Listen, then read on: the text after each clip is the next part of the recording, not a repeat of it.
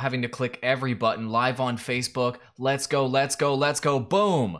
There it is. What's up, everybody? Welcome to The Digital Drop, the podcast where we help online hustlers like you take back control of your digital strategy. And today, it's all about how the top 3% of YouTubers are getting 90% of the views. This is not our opinion. This is not the way we would prefer it to be. This is the way that it actually is. And we're going to show you guys the study that happened that proves that this is the case. And this has been a trend that's been happening over time. My name is Andrew Wall, and I have all 4 YouTube certifications, and I'm the co-founder of the #1 gaming network on YouTube. And I'm joined by my co-host, Andrew Perrin. Andrew Perrin, how you doing today, man?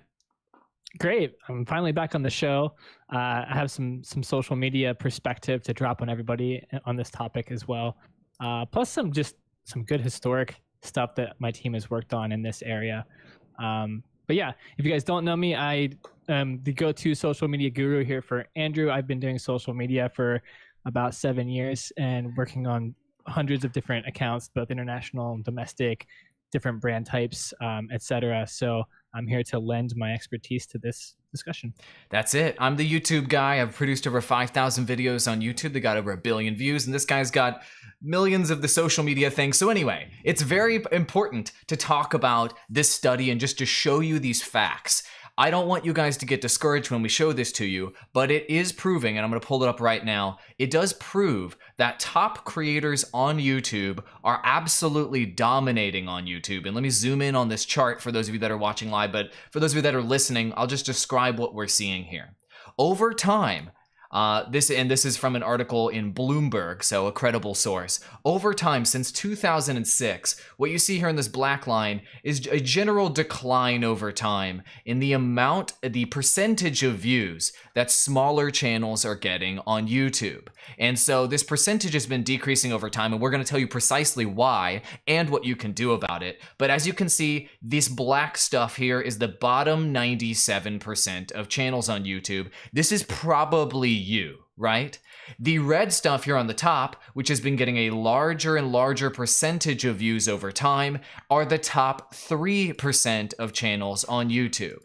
And so what this means is that the guys that are on top on YouTube, statistically, this is not just an opinion, right? You've probably observed things, seeing the big guys get all the views from trends you're trying to cover, or seeing, someone else's video who's a big guy get 1 million views when yours only got 5,000 and you being frustrated. The numbers prove that this is the case. So immediately you can look at this chart. Perrin and I were talking about this, and you can be extremely discouraged. Factually, this means that it is more difficult today than it has ever been in the past to grow as a YouTuber, as a small YouTuber on the platform. Statistically, this is the case, and it's going to become more difficult over time if this trend continues. So does this mean that YouTube is dead? Does this mean that the dream is gone? Andrew Perrin, I think we talked about that, and I think we have concluded that it doesn't mean the dream is dead. It doesn't mean that it's gone. Yeah. It is going to be more difficult, and that's why you're going to have to be more strategic in the way that you think about your YouTube strategy to break through, right? Yeah, I mean, so it's also still true that the YouTube platform is still growing in user base, which is good. That still means that as long as that platform has growth, there's still audience there. Yes, it's harder to access it. Yes, it's harder to punch through. But as what I think we're going to be talking about here is there are ways to still do that. There are still creators who have found ways to do that versus, monster trends versus very, very big juggernaut creators. People have found a way to break through that noise. There are other ways to get audiences too outside of the YouTube platform to bring them over, which we've alluded to on previous episodes of The Digital Drop. And I'd like to talk about some of those. There are always exceptions. So in general, one of the things that I've found in the history of working in social media, and at one point my team and I focused specifically on trends. And one thing about a big trend, we call them like a juggernaut trend, like Minecraft, like Fortnite, is once they're on top, you can't dethrone them. They're on top forever unless they dethrone themselves. So how do you punch through and become effective or successful at something when somebody or something is already number one? And what we found is you got to look for specific opportunities. You have to attack a niche. You have to attack, like, for example, you have to build yourself up to a specific angle on Fortnite. Do something that nobody else is doing and do it better than all of the other people who are doing that game. I don't actually know with that game what that would be. Or another way of going through this is a good example is the YouTuber Typical Gamer, who got big on Grand Theft Auto 5. Obviously, every big YouTuber knew Grand Theft Auto 5 was going to be huge, and so they tackled it at launch. What Typical Gamer did was he built up in advance. He built an audience around that before the trend got big, before the trend hit its pinnacle point. And we can kind of show what that looks like. Every trend kind of ends up looking like this pinnacle point. Yeah, this blue line here in this chart, for those of you that are watching the video version, this spike right here is when GTA blew up. And so what Perrin is referring to is before GTA blew up, Typical Gamer was covering Grand Theft Auto prior to this trend blowing up. And so this is not just a gaming-only concept. What this means is you need to go to the places where there is lower competition if you want to cover things that are more popular. And so that's what Typical Gamer did. If you're not familiar, he's almost at 8 million subscribers today. So then he had low competition here at this point in the trend, so that when the trend spiked right here, this is not just gaming, this is everything, then he was already kind of a bit ahead as a smaller YouTuber trying to grow his channel. And then he was able to ride that growth to 8 million subscribers today. Yeah, so he already had this backlog of GTA content. So when all of these viewers flocked to it, when the trend went upwards, he had the biggest inventory. But we have to take a look at what he did as a risk. It wouldn't necessarily, like, you can do that, and we've done that in kind of our YouTube strategy for different companies, et cetera, and for social media as well. It doesn't always work out. It's a risk. He is an example of where the risk paid off. And he blew up, and now he's got 7.6 million subscribers, and he's a huge channel because he attacked a trend early.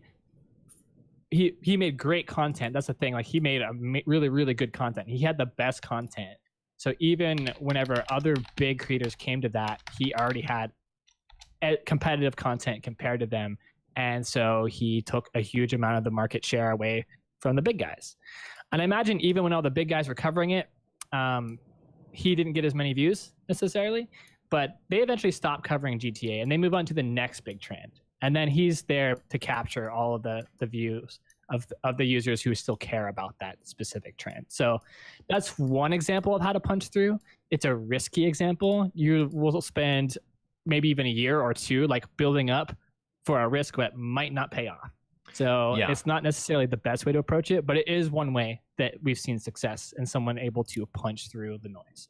Yeah, so now that we've shared one kind of strategy of how to punch through, I want to talk about why it's extremely difficult to punch through. So we wanted to give you a little bit of hope here in the beginning to maybe beat you down a little bit with why it's tough to break through. So the reason why the top 3% of creators on YouTube are winning is because the YouTube algorithm is an A versus B decision machine. And so if we take a look at that right now, I'll pull it up right here. So it's your video A versus another person's video B. And so the YouTube algorithm is going to suggest your video next to theirs. And whichever one viewers click wins. So if they don't click your video and they click a competitor's video, your video loses. And so the problem with this is that a major factor in why people click videos is because they're already popular. That's another thing that we can talk about in more detail a bit later. But if you're trying to make a decision between watching video A and video A has, it's one of your videos, smaller creators out there, just an example, and your video has 102 views versus video B on the exact same subject, and that one has 1.2 million views, which video, Andrew Perrin, looks more credible to you? Which one is going to be more clickable for you? Which video is going to have more credibility? Your video, video A on a small channel with 102 million views, or video B on a massive YouTuber's channel that has 1.2 million views? Which one would you click? Obviously B. I guess it's almost like human nature. We tend to gravitate towards content and we just tend to gravitate towards popularity. Like we tend to look at things and be attracted to things that are already popular. Yes. And I don't think that that's going to change just in our nature. And we see that on all the different social avenues too. Like anytime there's bigger piece of content or a bigger creator or a celebrity, they're always bringing in more users and more influence because they're already popular.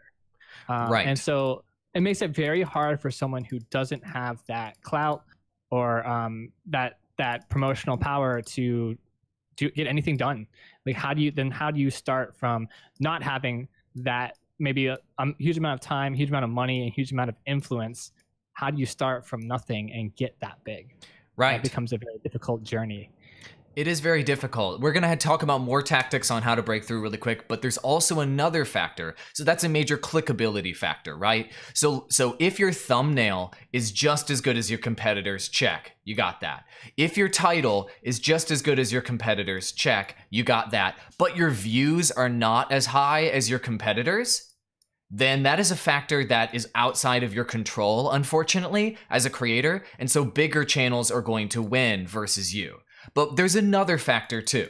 And obviously subscribers and subscription feeds have been broken for a long time and they don't quite work the way we would want them to. But let's say your video after you release it gets 1,000 minutes watched and your competitor's video gets 1 million minutes watched within the first 24 hours. The YouTube algorithm, of course, is going to suggest the video that has 1 million minutes watched versus 1,000 minutes watched more often. And so this also puts your video behind versus major YouTubers and major competitors. And so I'm not saying this to discourage you to tell you that it is hopeless. It is literally to just illustrate that when you are in a competition-based system, like capitalism, like trying to open a restaurant, like big media conglomerates, any sort of system that is very competition-based, and whoever the strongest horse is wins, generally the people that are on top, the alphas in any sort of competition-based system, tend to become more and more alpha. They tend to acquire more and more resources. They tend to get bigger and bigger and bigger and bigger. And that's why you're seeing this chart right here the way that it is. The small guys, these black bars here, are decreasing in terms of how much market share they have, and the big guys are increasing in terms of how much market share they have on YouTube. That's just the way that competition works. So this is just a fundamental fact that you cannot get around on any platform that is competition based. That's just business in general, okay? So that's why the biggest YouTubers are winning. That, and there's another factor too. And you guys have to be honest with yourselves. And a lot of people message me regularly. I don't know, Perrin, if you get these in your DMs, but people will be like, hey, can you give me a quick opinion on my channel? And I'm like, great, I'll click the link, I'll go look at their channel, and they've got 25 videos. Well, you know what? The top 3% of creators on YouTube haven't made 25 videos. They've made 2,500 videos.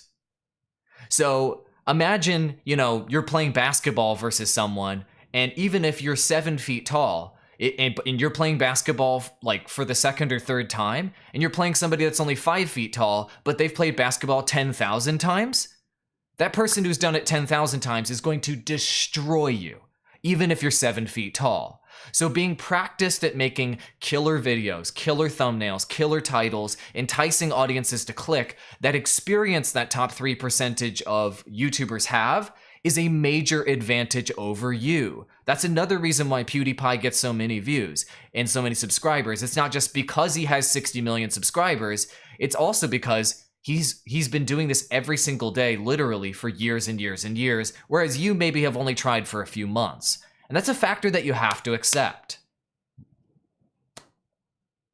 You know what I'm saying? It's a rough one to accept, but I mean, obviously there's still users who are able to succeed. I guess it's a thing of practice, persistence, and a lot of patience, like with that. But also putting yourself in the right place at the right time. I've always looked at that as being like one of the most important factors, right? If you want to, right. You've got this algorithm stacked against you. You've got these big creators taking up all the views. So how do you, like, if you're doing something that obviously other people are doing, how do you actually become successful at it? And another way of maybe punching through is being exclusive with something. So Right. I've seen a lot of, especially in the gaming area, where someone will blow up because they got like exclusive access, or they've known somebody that kind of gets them connected into something early that none of the big creators have. And so they're able to show something that all of those creators normally watch, or all the viewers that normally watch the big creators might want to see, but the big guys don't actually have that. And so suddenly you're a small guy, but you put yourself into a unique situation where you have a small advantage. If you keep like searching for little advantages like that, and you look at these big creators as your competitors, I think there's opportunity there. But Yes. then at the same time, you also have to look at if there is an opportunity there, and you have to look at it honestly, that maybe the trend that you're in, maybe there is an opportunity. Maybe there Yes. isn't any way of getting around your competitors because they have every advantage on you, and anything exclusive that you would get, they're also going to get too. That happens probably more often than not, realistically. Yeah, it's true. And that's okay. Like, you don't have to give up on your hopes and dreams because big YouTubers are covering what you're covering. For example, there's a lot of creators that have joined my Patreon and that are getting advice from me and Perrin on Discord who are wanting to cover Fortnite, just like everybody else. It's like the most popular trend in the world, basically, other than like maybe soccer. And Fortnite there's, what was it, 2 million streamers, unique streamers per month, and that number's increasing by like 25 to 30% per quarter. And so you're literally competing against millions of people that have the exact same dream as you. They want to play Fortnite because they love playing the game and they want to succeed. However, there's only going to be a certain number of people that are going to be able to play the game and be so good that people want to watch them play the game. So why are you trying to compete in this example with Ninja? Or why are you trying to compete with guys that are full-time on Twitch playing 16 hours a day that are way better than you at the game in doing gameplay content? And so when Fortnite creators ask me, how do I punch through in the most competitive topic against the biggest creators in the world? I tell them that there's only two things that they can do to punch through. And that is to make unique content, and that is to make learning content in a unique way. You are not in a really crowded space going to be able to release news about something or new updates about something faster than other people. You are not going to get Fortnite updates out, for example, before competitors. You are not going to be able to be the best at that game, probably, right? Because there are millions of other people competing against you who have more time than you and maybe have more talent than you, and that 1 in a million person like Ninja is just always going to be better than you. That's okay. And challenge content, for example, with Fortnite, everybody's doing a million different challenges, and they've tried everything in the game. So the only way to break through is to do something extremely unique, or to teach people something they didn't already know in a unique way. That's a very limiting opportunity to break through with something like Fortnite, but those are the only areas that you could break through, for example, with a crowded trend. So, with that being said, that's always on the table. You can always do content like the big guys are doing it, but you have to do it in an extremely unique way to break through. So maybe you could do Fortnite music videos. Maybe you could do Fortnite original art. Maybe you could do Fortnite cosplay, just as an example, right? You could do something crazy. You could pull some sort of Fortnite stunt in real life. This requires you to go to the umpteenth levels of creating unique content around a competitive trend in order to break through. So the greater the competition, and the more big creators are already making content about it, the more you are going to get pushed into a corner in terms of what kind of content you can make towards unique content. Focus on that. If you want to break through on the Call of Duties, on the Fortnites, if you want to break through on the FIFAs, if you want to break through in vlogging or in cooking content, that's where you're going to need to go, is focus on being unique. That is the one opportunity that will always be available for those of you that want to chase the dream of covering something popular. And this isn't just a YouTube thing either. Like this idea of someone getting big or a trend being so big and it not being able to be unseated, and it becoming extremely hard for other trends or creators, etc., to have a slice of that pie. This happens almost everywhere with everything. So on Instagram, right. This happens. I mean, organic growth is declining. I would say within like the next 4 years or so, there won't be any organic growth there anymore. And the top users there will grow, and new accounts will not get any growth at all because there will be no organic reach. So it's the same there. Where else is it similar? I mean, just we've talked about it in kind of in game trends a good bit, but almost every gaming trend ends up being this way. So we talk about Fortnite in terms of a creator perspective, but let's just look at it as a game trend. The game is so successful, and then a lot of people think the new Call of Duty is going to beat it. It's going to dethrone it.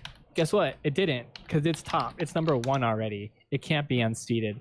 And yeah, right now it's being covered pretty heavily, and there's really high viewership, but I don't expect that to last, and that trend is going to continue to decline. It's reached its peak at launch, and it'll decline. So the general trend is when you have something big, or you have a trend that's becoming big, when it's released, that's its pinnacle point. That's when it gets the most viewership. Its launch is the most reception, the most eyeballs on it, and from that point it declines. Unless it is one of these monster trends. Yeah, the purple line here in this graph is something like Minecraft. And so when you guys are doing your research, you want to be looking for trends that are going up after they launch. If you can find something that goes up after it launches, that is an opportunity for you, smaller creators, rising creators, growing creators, to latch onto something where the audience is expanding and to ride that growth wave as it goes up. And anyway, Minecraft is like the ultimate example of that. Like for years, it continued to increase in popularity, which almost never happens. There's another thing that we began to call, with my team, we began to call them ever trends. And those were trends that they have a long history and they get reinvigorated with like new announcements and releases. So they have, it's like they have multiple launches. A good example would be something like Pokemon or Zelda. Yeah. That's been around for years and years and years, and its trend is greater than a single game or a single TV series. And anytime there's a new announcement, it kind of reinvigorates that trend, and then it declines again. But if you invest in something like that, you know that you're going to have future points of like pinnacle of increased viewership and increased search on the internet with a trend like that. And so ever trends can be super interesting to latch onto and can have like a nice future payout for you as a creator in terms of viewership. Minecraft was one of the biggest ones in the history of gaming that we've seen, but realistically Zelda, Pokemon, Mario, a lot of the Nintendo stuff is very ever trendy, and so it can be good to latch onto, although Nintendo has its own issues with creators and YouTubers. But so be looking for trends like that, something that is greater than a single game or a single topic itself, something that over time will always have a future of discussion, future interest and search, something that people are always going to be wanting to come back at, and something that gets reinvigorated by new announcements, something like where the companies working on it invest money into it and create exciting announcements or exciting content around it to cover. Right. And so this is something that to keep in mind with your strategy, guys. If you're a smaller creator or you're a rising creator, just covering the popular stuff and jumping from popular thing to popular thing to popular thing, that is the strategy that big YouTubers are doing. Don't do that strategy. That's a bad strategy. Because the big YouTubers, for all of the reasons we talked about earlier, are going to be better than you at that because they're more experienced, they have more minutes watched, and they have more views already. And so all of the different factors that are going to get their video clicked and suggested are working against you. So cover things that, like we're talking about, that are going to be popular forever, if you will, or cover things before they are popular, or cover things in a unique way that the big guys are not covering them. Those are your opportunities on YouTube to break through. But just copying a big guy strategy, when you see somebody like Typical Gamer who's already successful doing variety streaming on YouTube, for example, do not copy that strategy. Seeing where somebody is at today who's a successful creator, who's the top 3%, and saying, I'm gonna do that in order for me to be successful, that's not how they got there. They did not get there doing that. They are only able to do that strategy, gaming or not. They're only able to do that strategy because they're on top. So don't do don't do a top 3% YouTuber strategy if you're not yet the top 3%. This is something I really want to drive home for you guys because so many people will say, well, my videos are high quality. Why am I not getting views? My videos are better edited. My camera is better. This is better. That's better. And the bottom line is you're running the same strategy as the big guys, and it's just not a good idea. So we talked a lot about YouTube and breaking through on YouTube, but that's not the only area where you can find that white space and you can find that area of opportunity to break into a niche. It's also off of YouTube as well. And so Perrin, how should you think about that? So let's say you're wanting to cover a topic that is highly saturated on YouTube with big creators covering that topic, and it's really competitive. But maybe there's other platforms out there that you can think about that aren't as competitive with that topic. So how would you approach that as a creator if you're looking for opportunity to grow? Well, you gotta look. You gotta kind of look analytically at like what places have algorithms that are less competitive. Reddit is the first one that kind of jumps to mind, in that, you know, Reddit is more of a kind of a popularity contest, and if you have really good content that's better than someone else's, you can be a nobody, and people will upvote it, and it can actually, it's a place where you're nothing, you're nobody, you can have zero traction, you have no subscribers or anything, but if you make a standout piece of content that fits with that audience, you can do better than any of the other people making content there.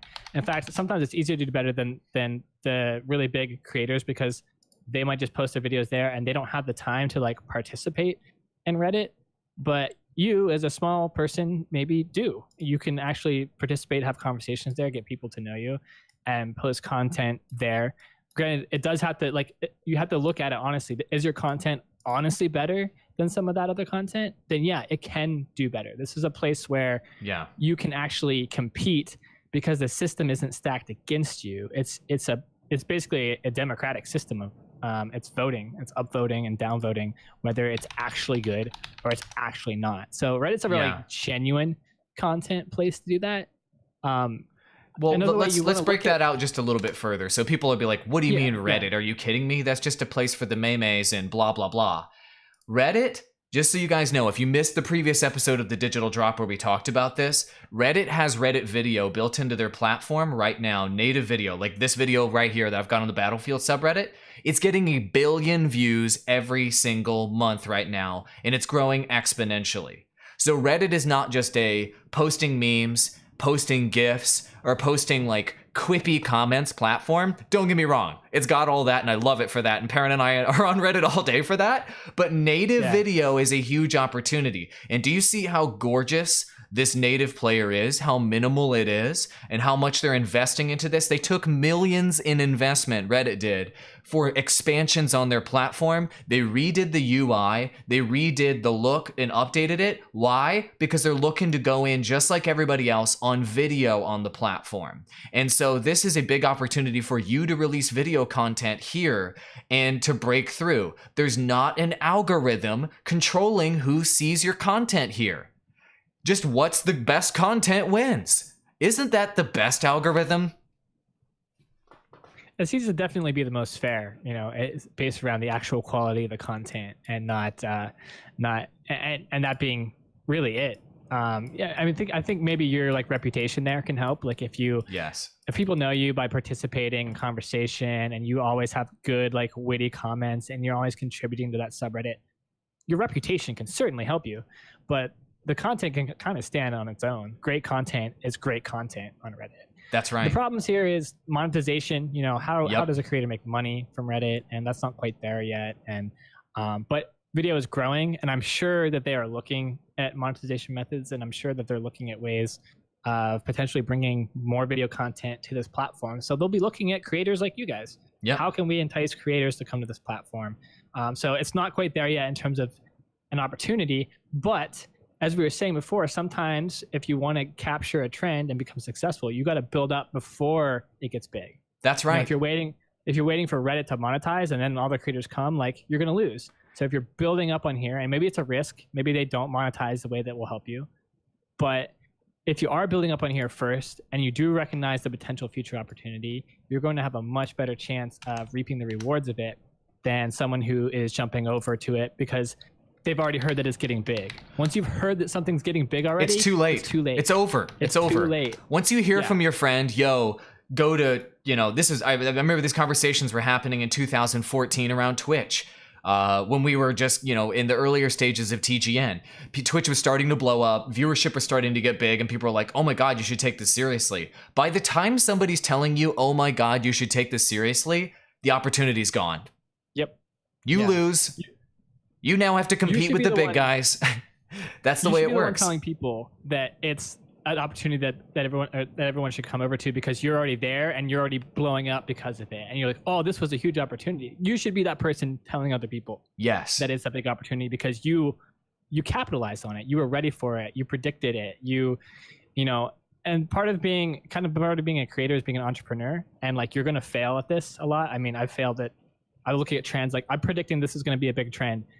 No, it's not. Like, you're going to fail at this. But part of it is failing, and you keep trying at this opportunity, because you only need the one time to succeed with it to blow up.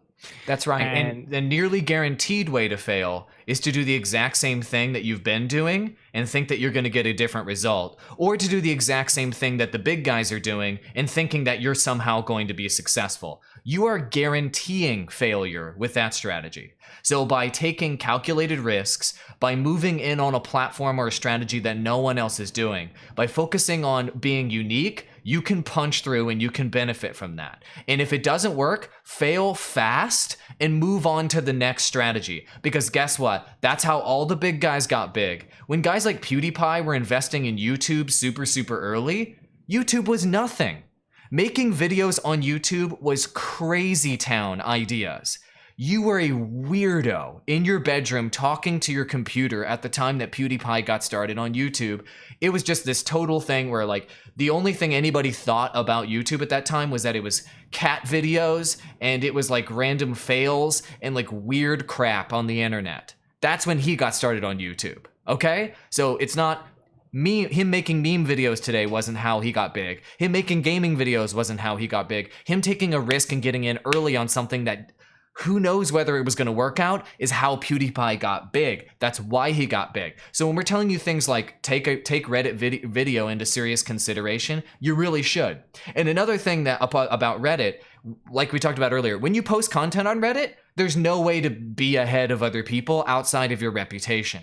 So there is no minutes watched. There is no subscribers. There is no paying for an advertisement for your post to get bigger. It's just however good your content is, that's how much traction you're going to get. The other part that you need to keep in mind with Reddit is, and we've done this multiple times, and we've blown videos up on YouTube from Reddit. And I know I've talked about this a number of times, but you can blow up your YouTube channel using Reddit still, but that opportunity will go away soon. And so these two videos I'm going to show you here became top posts on the subreddit for Overwatch, and they're both over 1 million views. And I posted them on my account, which has 20,000 karma. And this one in particular got covered by Polygon and Kotaku and every gaming publication on the planet, and got additional views on top of that as a result. So there is still an opportunity to use something like Reddit that doesn't have an algorithm to blow up your YouTube content, but that opportunity is going away.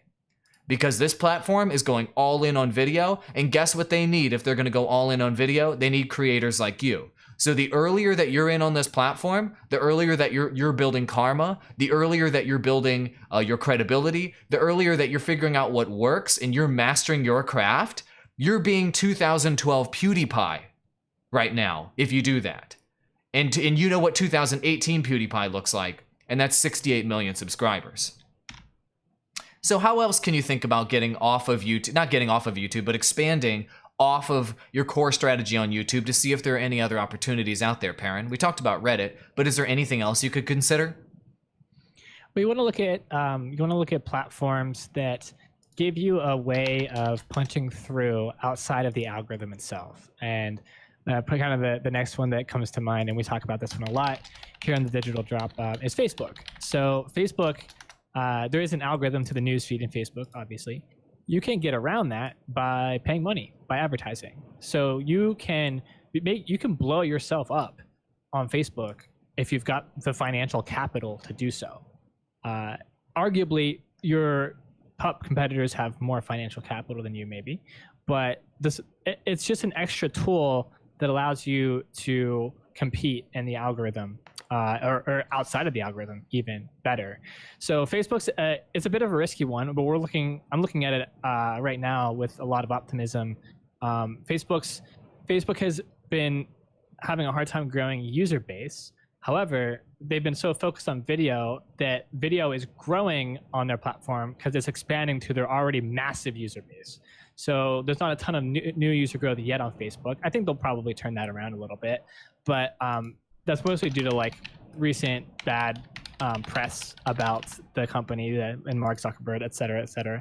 But the video views are increasing. What we're seeing is as they're rolling out all these new video features, they're getting more and more of their current user base to watch, which means growing viewership. That's exactly what a creator wants. You want to go someplace where there's growing viewership, and you want to hop on that before everyone else jumps on it and gets onto that opportunity.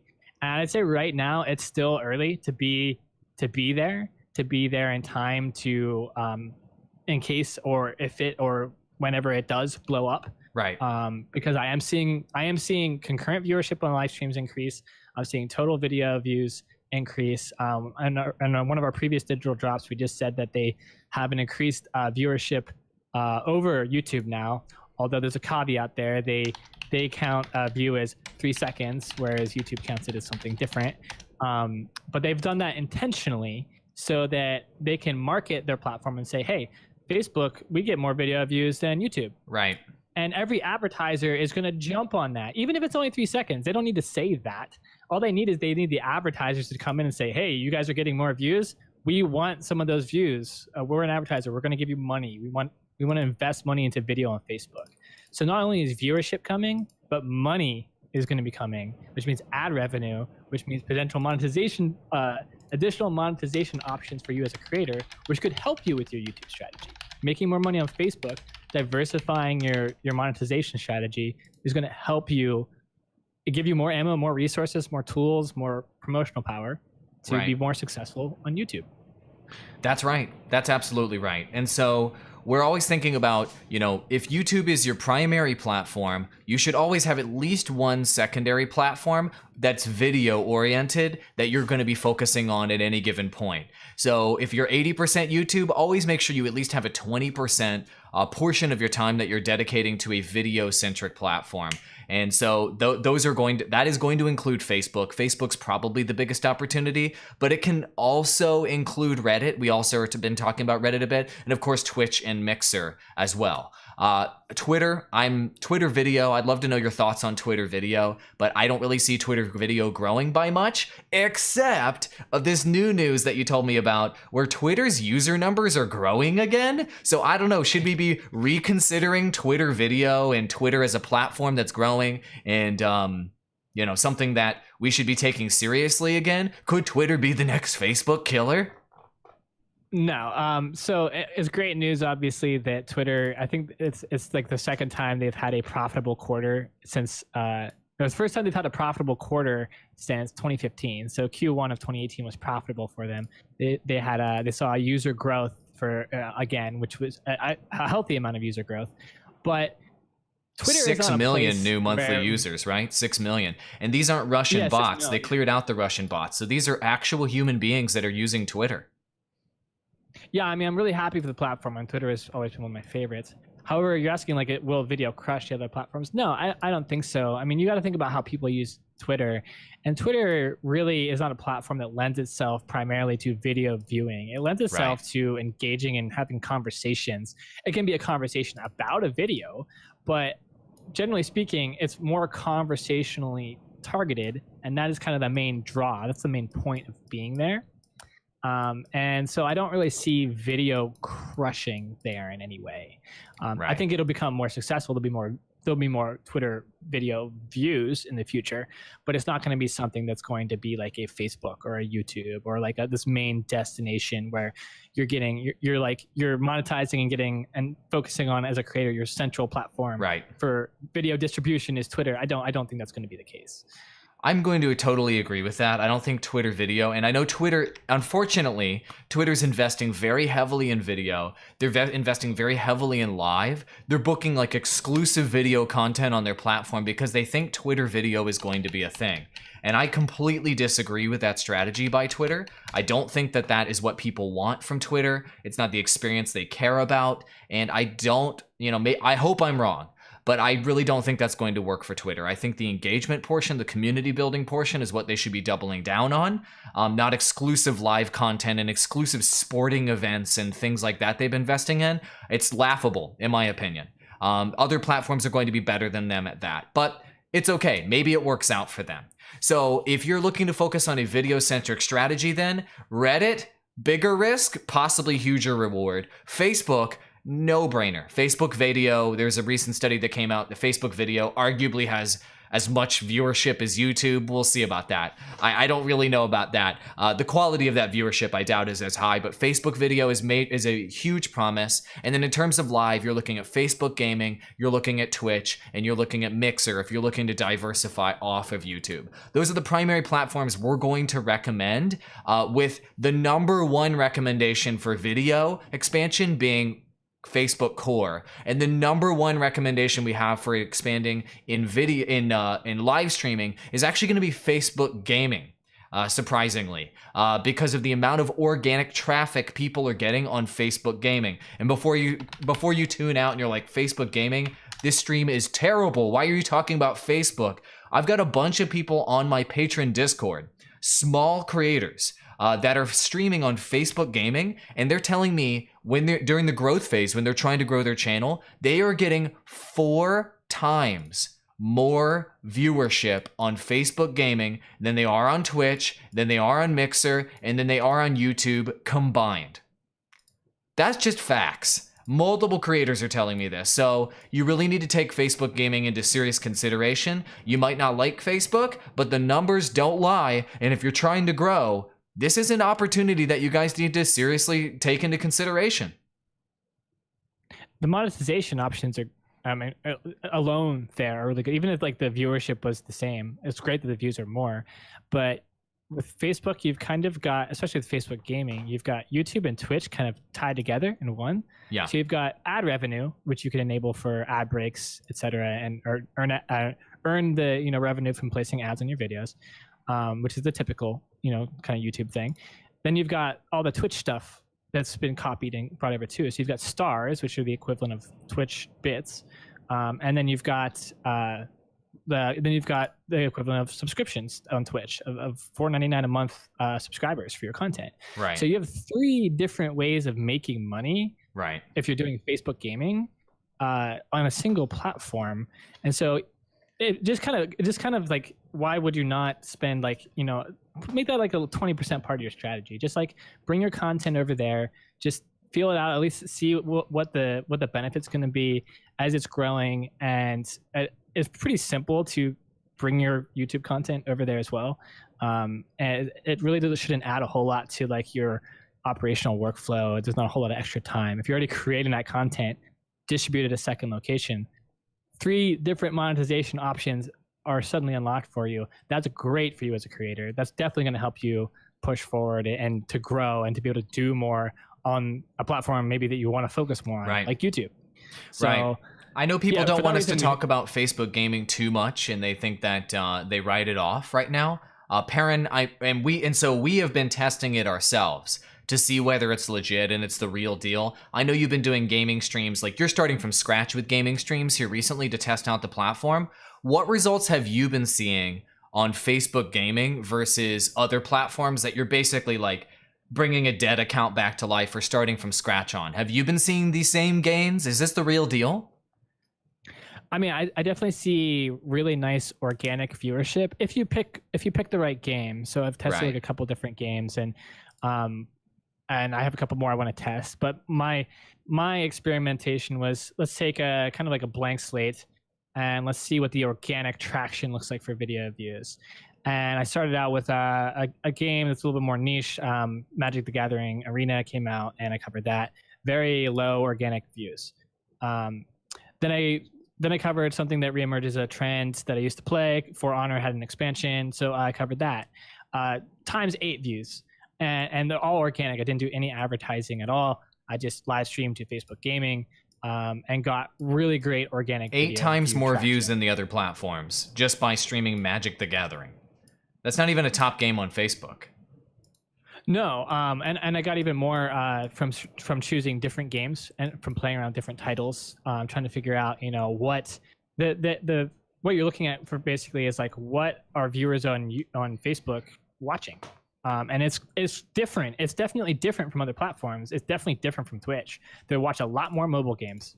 You have to keep in mind that how international of a platform Facebook is, right, and how in each different country they have different kind of tastes and what they like and what they see. And in general, worldwide, the trend is they like to watch a lot more mobile games on Facebook. It just lends itself to that. So my next test will be trying out some mobile games, seeing what the organic viewership of that will look like, from kind of like a blank slate. I like to, if I already have like a big page and I already have like a good organic reach there, that doesn't tell me as much that I need to know. I like to start from this blank slate so I can see more accurately what the organic reach is. But it is very clear that Facebook has implemented lots of different ways for you to get more organic viewership if you go through Facebook Gaming, because they're pushing it really hard. They want it to succeed. They're super focused on it. Yeah. They're trying to pull creators from other platforms to come over and adopt it. They want creators right now. They're hungry for creators. Yeah, they're the only platform that's hungry for creators. Them and Mixer, Facebook Gaming and Mixer are very hungry for creators. They have a lack of creators, whereas YouTube and Twitch have way too many creators for them to even handle all of the creators on their platform. And so they don't really, I'm not gonna say like YouTube doesn't care about the creators, they do, but they can't really pay so much attention to so many new creators when it's just so oversaturated. Whereas here you've got Facebook. Facebook's like trying to pay creators money to come over to their platform. They are literally bribing people with money to get them to come over. That's how bad they want creators. Yeah. So yeah, so it's kind of just like, it's just a great opportunity. Like, don't abandon YouTube, but use this as a way and be smart about it. Use it as a way to supplement your YouTube strategy. Use it as a way like, hey, there's a potential way, like, it's just a potential way for me to blow up here on this one platform. And consider for a second, once you blow up on one platform, it's so much easier to blow up on all the others. That's right. It's so much easier. Like, you just got to have that big success somewhere, and then you can kind of blow up on where you really want to blow up. That's right. You've got promotional power. You've got viewership. You've got eyeballs. People like you. They'll go where you want them, where you tell them to go. They'll like what you like because they like you. And so you just have to blow up somewhere. And so if you're planting these different seeds elsewhere, I think it's a better strategy to actually blow up on YouTube than it is like trying to grind out just on YouTube to try to blow up. That makes sense. And we always talk about this. Restream.io is a fantastic option for you to test all of these platforms and for you to see where you're going to be getting traction yourself if you're a live streamer, for example. And that's what Ashrel, Andrew Parent, and I have been doing. And he's been streaming his game streams on multiple platforms simultaneously and seeing which one gets the most views for him. And then that literally gives him data and confirmation as to which one is worth his time investment moving forward. And so far, all of the small creators that I've recommended to use this restreaming strategy to look at the numbers objectively and to select which platform is going to get you more traction, Facebook Gaming has been giving them more traction than all of the other platforms they're on combined for $0. That's just fact. So we're telling you this information not because we like Facebook, not because we want to talk about Facebook, but because that's the real deal. Like, that's what's actually happening right now in the end of 2018 is Facebook Gaming is blowing up. So you can take that into serious consideration or not. You can say, young people aren't on Facebook. Okay, sure, say that. But they are, and they're watching gaming streams, and people are growing there faster than other platforms. So it's either, that's up to you. Whether you want it, you know what I mean? Like, facts are facts. Give it a try. That's the recommendation, is give that a try if you're looking for new opportunities to expand. But do not go all in on Facebook Gaming by any means. And do not abandon YouTube to go to Facebook Gaming because it is untested, of course. It's a risk, yeah, and like we should not abandon your YouTube channel. I mean, obviously, you guys are, a lot of you are YouTubers. This is slated towards you. we don't want you to quit your YouTube channel. We're just saying that an additional area of opportunity exists here for you to blow up. And I think AOL and I look at it as like, as long as we can get creators to blow up, then you can be successful on YouTube. That's right. It's about how to do that in unconventional ways. That's right. Because going through YouTube is the conventional way, and it's just getting exceedingly tough to do it that way. And so we're always just kind of analyzing and looking at like, where is the opportunity next? That's right. And I've been thinking and looking that way for years now, and I haven't seen anything quite like what Facebook is doing. And maybe it turns out to be a bust, but that's how the way this always works. It's always a risk, always risk reward scenario. Do you take the risk? Does it pay off? Yes or no? Like it can or it might not. And normally, what I found that when it doesn't pay off, normally you've gained something very valuable in the process of attacking that opportunity. For example, I've attacked many games that I thought were going to be successful, covered them with content. The game ultimately fails. But I built up an audience. I built up viewers who really liked me, who liked me enough that they'll follow me anywhere, who I still talk to, who I even like have formed relationships with and I'll call on the phone sometimes. Right. And who have helped get me jobs, who have helped give me job leads or help get me into other projects, or like they basically become a business contact that helps get me more opportunity. So even when you lose, you win. You do it right, you still win.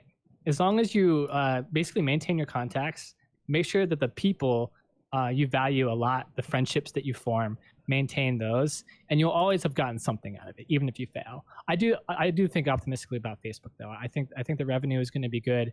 I think the viewership will be good, and I'm very interested to see how this kind of pans out in like the next 5 to 10 years. And let's go back to YouTube creators being on top. Another thing is, we talked about all of the like inherent factors as to why the top 3% of YouTube creators are getting 90% of the views.